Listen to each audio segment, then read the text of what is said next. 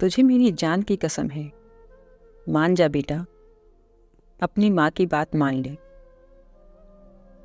عطیہ بیگم کے کانوں میں اپنی بہو نازیہ کی چیختی ہوئی آواز پڑی تو وہ گھبرا کر اٹھیں۔ ابھی تھوڑی دیر پہلے ہی اپنے شوہر عظیم صاحب کو دوپہر کا کھانا کھلایا تھا۔ وہ پرہیزی کھانا کھاتے تھے تو عطیہ بیگم الگ الگ کھانا بنانے کی پریشانی کی وجہ سے خود بھی وہی پرہیزی کھانا کھا لیتی تھیں۔ ابھی تک تو گھر میں سکون تھا، وہ یہی سوچتی ہوئی لاؤنج میں داخل ہوئیں۔ لاؤنج کا منظر دیکھ کر ان کا دل اور بھی بیٹھ گیا۔ نازیہ ان کے پوتے نوید کے کمرے کے باہر کھڑی زارو قطار رو رہی تھی، جبکہ نوید کمرہ بند کر کے اندر کھڑا تھا۔ اس کے ہاتھ میں فینائل کی بوتل صاف نظر آ رہی تھی۔ کیا ہوا؟ یہ کیا کر رہا ہے؟ انہوں نے نازیہ سے پوچھا۔ اماں سمجھائیں نوید کو، یہ فینائل پی کر اپنی جان دینے جا رہا ہے، نازیہ نے روتے ہوئے ساس سے کہا۔ کیا؟ عطیہ بیگم کی تو پوتے میں جان تھی، ان کے ہاتھ پاؤں پھول گئے۔ نوید بچے، تجھے کیا ہو گیا ہے؟ کیوں ہماری جان نکال رہا ہے؟ انہوں نے پیار سے نوید سے کہا۔ اگر میری بات کی کوئی اہمیت نہیں، جو میں چاہتا ہوں وہ نہیں ہو سکتا، تو مجھے بھی جینے کا کوئی شوق نہیں، نوید نے غصے سے چیختے ہوئے کہا۔ بیٹا، کوئی ایسے بھی اپنی ضد منواتا ہے؟ عطیہ بیگم کے پیچھے سے عظیم صاحب کی آواز آئی۔ شور کی آواز سے ان کی بھی آنکھ کھل گئی تھی۔ اس لیے کہ میری کوئی اہمیت نہیں ہے تو میرے مرنے سے کسی کو کیا فرق پڑے گا؟ نوید نے غصے سے مگر دھیمے انداز میں کہا، کیونکہ وہ دادا کا بہت احترام کرتا تھا۔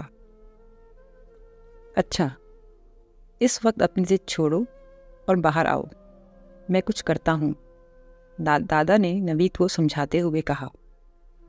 نہیں دادا، یہاں کوئی میری بات نہیں سنے گا، نوید رو دینے کو تیار بیٹھا تھا۔ بیٹا، میں وعدہ کرتا ہوں میں تمہیں اجازت دلواؤں گا تمہارے ماں باپ سے۔ اب یہ فینائل کی بوتل رکھ دو اور باہر آ جاؤ، اپنے بیمار دادا کا اعتبار کرو، جمال صاحب نے لاچاری سے کہا۔ دادا کی آواز اور بات کا اتنا اثر تو ہوا کہ نوید کمرے کا دروازہ کھول کر باہر آ گیا۔ فینائل کی بوتل وہیں لاؤنج میں ایک طرف رکھی اور چلتا ہوا گھر سے باہر نکل گیا۔ نوید، نازیہ نے اسے پیچھے سے مخاطب کرنے کی کوشش کی، لیکن وہ سنی انسنی کرتا ہوا باہر نکل گیا۔ جانے دو بہو، تھوڑی دیر میں واپس آ جائے گا، یہ کہہ کر عظیم صاحب واپس اپنے کمرے میں چلے گئے۔ عطیہ بیگم لاؤنج کے تخت پر بیٹھ گئیں، جبکہ نازیہ روتے ہوئے صوفے پر ڈھہ سی گئی۔ نازیہ شادی ہو کر ایک کھاتے پیتے گھرانے میں آئی تھی۔ ساس سسر بھی اچھے تھے، اس لیے کوئی پریشانی نہیں ہوئی، جو دل چاہتا کرتی، کوئی منع نہیں کرتا تھا۔ ساری زندگی اپنی مرضی سے گزاری، 2 بیٹیاں اور 1 بیٹا تھا۔ بیٹیوں کی شادی ہو چکی تھی، بیٹا ڈاکٹر تھا جو ہاؤس جاب مکمل کر کے حال ہی میں بہت اچھے پرائیویٹ ہاسپٹل میں لگ گیا تھا، اور شوہر حسام ابھی بھی جاب پر تھے۔ ریٹائرمنٹ میں کیونکہ ابھی ٹائم تھا، اس لیے ہر لحاظ سے ذہنی اور معاشی سکون تھا۔ اس سکون بھری زندگی میں پہلا پتھر نوید کی ضد نے ڈالا، جب اس نے انگلینڈ جانے کی ضد پکڑی اور ساتھ ہی یہ بھی کہہ دیا کہ وہ وہیں رہائش اختیار کرنا چاہتا ہے، واپس نہیں آنا چاہتا۔ کون سے ماں باپ خوشی سے اپنی اکلوتی اولاد سے دور ہونا چاہیں گے، وہ بھی ہمیشہ کے لیے؟ ماں باپ اور دادا دادی نے بہت سمجھایا مگر اس کی ضد نہیں بدلی۔ حسام صاحب نے تو یہ تک کہہ دیا کہ وہ پڑھنے چلا جائے، جب تک وہ وہاں اپنی پڑھائی مکمل کرے گا وہ نوید کے لیے یہاں ایک ہاسپٹل بنوا دیں گے۔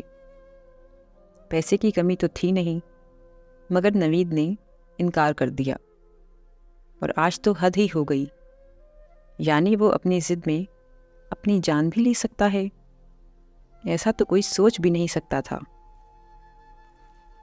عظیم صاحب، حسام صاحب، عطیہ بیگم اور نازیہ رات کو لاؤنج میں اکٹھے بیٹھے تھے۔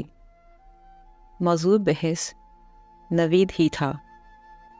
دوپہر کو جب سے گھر سے نکلا تھا ابھی تک نہیں لوٹا تھا۔ دیکھو، اس وقت نوید گھر پر نہیں ہے اور میں چاہتا ہوں کہ تم لوگ میری بات غور سے سن لو۔ نوید کی ضد بہت بڑھ چکی ہے، وہ نہیں مانے گا۔ بہتر ہے کہ تم لوگ مان لو، اسے جانے دو، باہر کی دنیا دیکھنے دو، ہو سکتا ہے وہ خود ہی جلد اکتا کر واپس آ جائے۔ باہر رہنا وہ بھی اکیلے آسان نہیں ہے، وہ آسائشوں کا پلا ہوا ہے، زیادہ دن نہیں رہ سکے گا۔ تم لوگوں کے منع کرنے سے ضد بڑھ رہی ہے۔ میں بہت غور و فکر کے بعد یہ بات کہہ رہا ہوں۔ عظیم صاحب نے باقی گھر والوں کو سمجھایا۔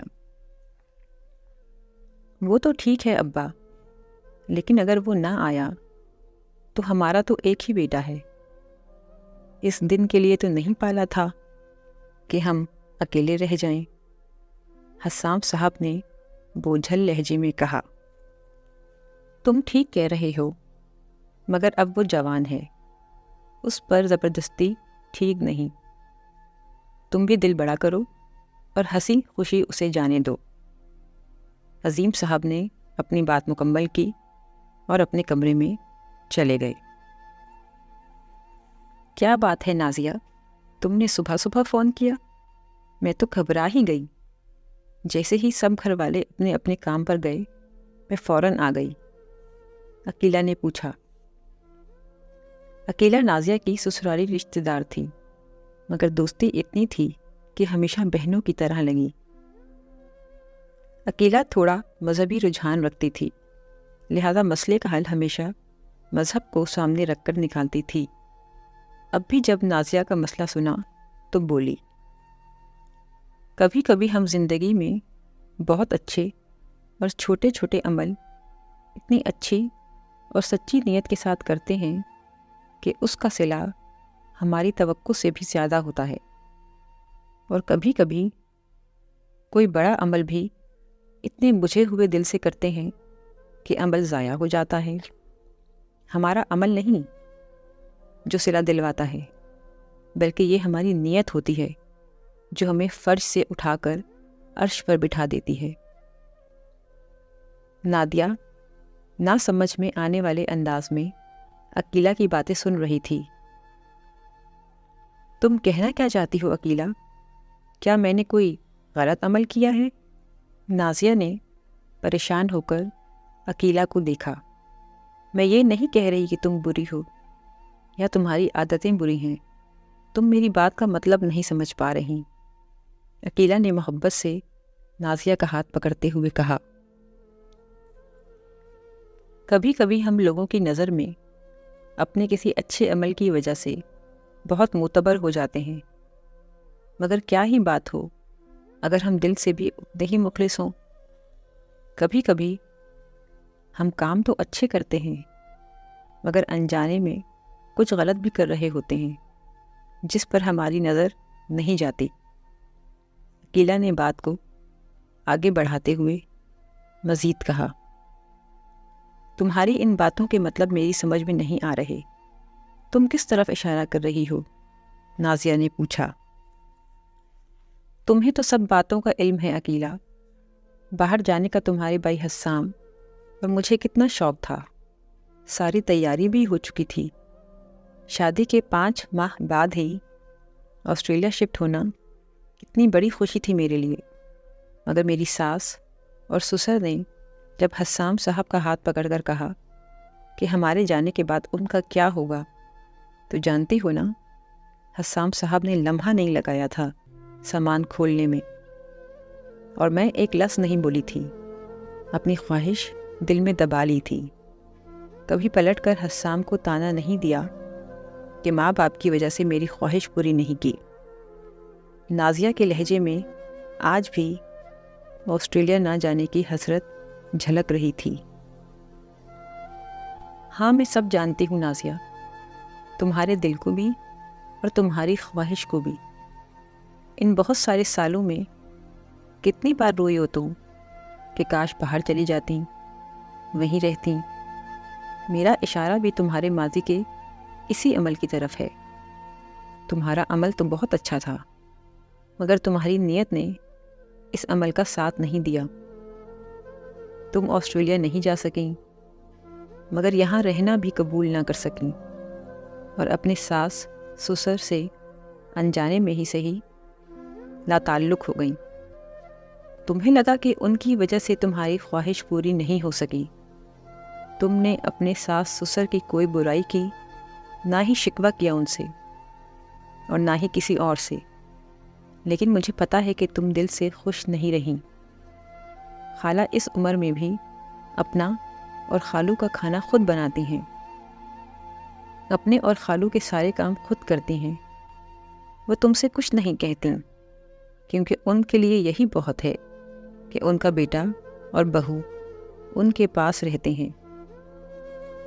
تمہارے یہ حالات اس لیے ہیں کیونکہ تم نے عمل تو بہت بڑا کیا تھا، لیکن اچھی نیت کے ساتھ نہیں۔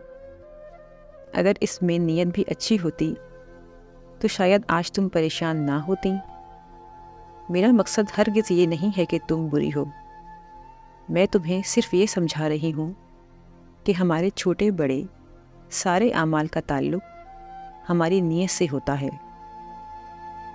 اگر نیت اچھی ہو تو اس عمل کا وزن بہت بھاری ہو جاتا ہے۔ عقیلہ نے پیار سے نازیہ کو اپنے ساتھ لگاتے ہوئے کہا۔ عقیلہ، تم صحیح کہہ رہی ہو۔ میں ہمیشہ یہی سوچتی رہی کہ میں نے اپنی خواہش کو چھوڑ کر اپنی ساس اور سسر پر احسان کیا ہے۔ کبھی ساس سسر سے بد کلامی نہیں کی، مگر ان کے اچھے رویوں کی قدر بھی نہیں کی۔ کبھی کسی سے ان کی برائی نہیں کی، مگر کبھی ان کی اچھائیاں بھی بیان نہیں کی۔ شاید اسی کو نیت کا کھوٹ کہتے ہیں، جو مجھے کبھی سمجھ میں نہیں آیا۔ جو کچھ ملا حق سمجھا، مگر کبھی اپنی ذمہ داری نہیں نبھائی، کیونکہ یہ ایک احسان جو کر دیا تھا۔ نادیہ نے ندامت سے سر جھکا لیا۔ کاش ہم سب عمل کرتے وقت نیت بھی سچی رکھیں، تو زندگی میں سکون ڈھونڈنے کی ضرورت نہیں پڑے گی۔ آپ کی خوشیاں بن مانگے آپ کے پاس ہوں گی۔ وقت تو نہیں پلٹ سکتا تھا، مگر نازیہ سوچ رہی تھی کہ اب جو بھی عمل کروں گی نیک نیت کے ساتھ ہی کروں گی، کیونکہ اللہ بہت رحیم ہے۔ وہ اپنے بندوں پر رحم کرتا ہے، اور معافی مانگنے والوں کے لیے عفو درگزر سے کام لیتا ہے۔ شاید ان کا بیٹا بھی ان کی سچی نیت کی بدولت واپس ان کے پاس پلٹ آئے۔